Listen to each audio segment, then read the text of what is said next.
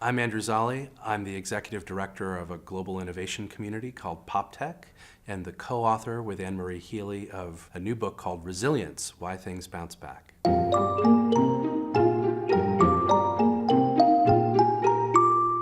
Here's one of my favorite stories from the book. It's actually the last story we tell in the book. It's about a bank called Hancock Bank.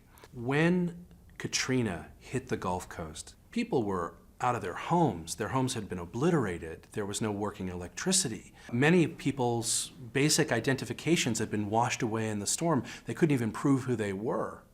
And without electricity, there could be no banking.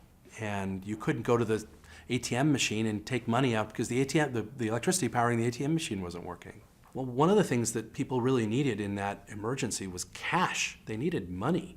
For Hancock Bank, dozens and dozens of their branches had been obliterated, just knocked out and made inoperable. Nobody could prove that they were a customer of the bank. Nobody had the credentials. Nobody had the way of saying who they were. And worse, even if they could, there was nobody on the bank side who could say, yes, okay, we can just turn the computer on and find out how much you have on deposit with us. So what do you do in that circumstance? The folks at Hancock did something really amazing. They went back and they looked at the charter, and they saw that that charter was principally focused on serving the community, not on profits.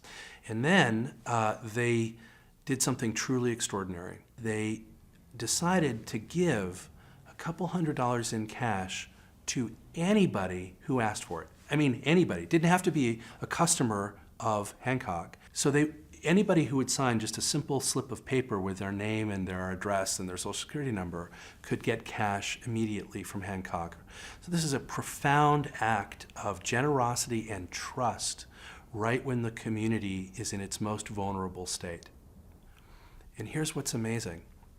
Of the millions of dollars that they put out, they got 99% of it back, and net assets at the bank then grew as people came back to repay. They opened new accounts, and the company thrives today because they were able to look at their core principles at a moment of significant disruption and stay true to what had been true about them, their values, for a century, even as they radically shifted the way they operated in a moment of real vulnerability and shock and disruption. That's an example of the kind of resilience we're talking about.